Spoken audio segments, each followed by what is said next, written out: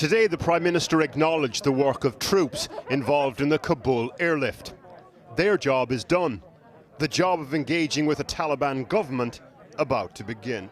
They've got to understand that if they want engagement with the West, with us and our friends, and I know that they do, then the first priority for them, for us, is safe passage for those who want to leave.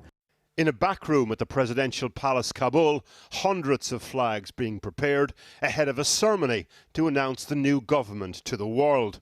The trappings, at least, of statehood. But what sort of state? The Foreign Secretary was in Qatar today, the small gas-rich nation, an important mediator with the Taliban. We don't recognise governments, we will not be recognising the Taliban, but we do see the need to be able to have direct engagement. Otherwise we can't provide messages, we can't listen to the response. And I think, as my friend Sheikh Mohammed said, I think there are some early tests for the Taliban. One was their approach to the airport during the evacuation. Now we're into a different space. Dominic Raab is touring countries in the region, trying to build a coalition to, quote, exert moderating influence on Afghanistan. The scramble for influence is underway. In pole positions, Pakistan, Qatar, Turkey. The latter two working on getting Kabul airport operational again. There's diplomatic engagement, then the people of Afghanistan actually living under Taliban rule. People who remember the last time the warrior clerics held sway. If we look at the appointments that have already been made, they're all mullahs, obviously, they're Taliban, they're mullahs, they've all got big beards and turbans, and they generally come from one ethnic group, and they're all male.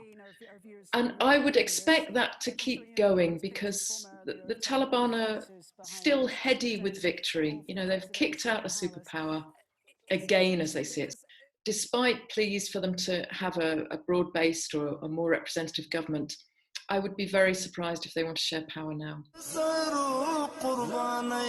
Everyone's looking for clues as to whether this is Taliban 2.0 or not.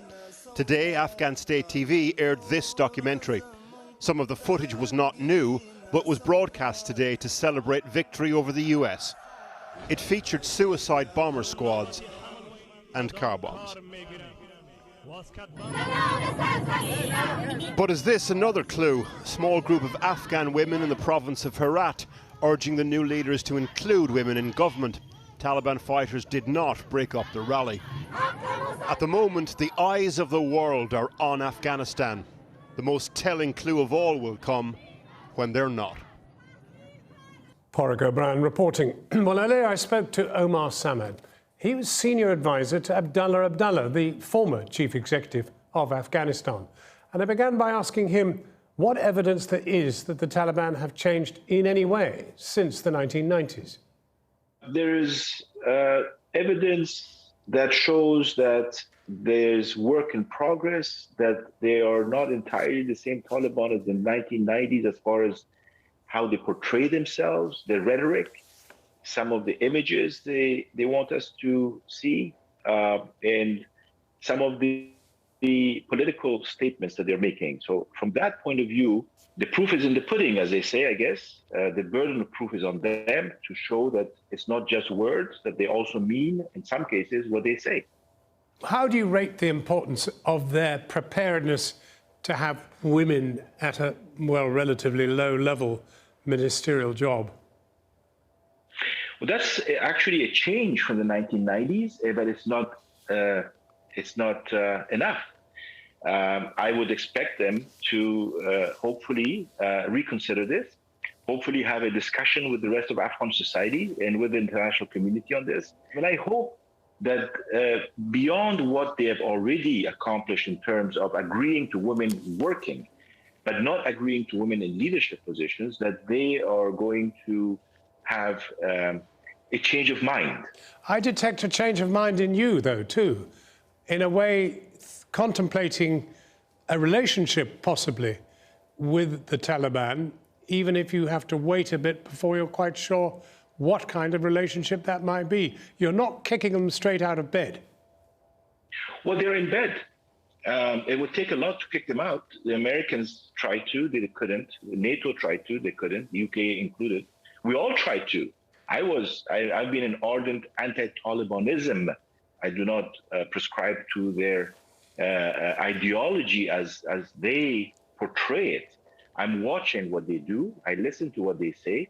I know they are there. They're a reality. Our Foreign Secretary this morning said that this was not the right time to recognize the Taliban in Afghanistan. Is he right? I think as a first step, as an immediate political decision by the UK or any other country in a diplomatic recognition, he's right. But at the same time, if I'm not mistaken, he and many others, including the Germans and the Americans now, have said that engagement with the Taliban is necessary. And I think that that is the right approach. We need to engage the Taliban to find out more about what their thinking is, what are their plans, what is their strategy, and then take the next step towards either recognition or no recognition. Omar Samad, thank you very much indeed for talking to us.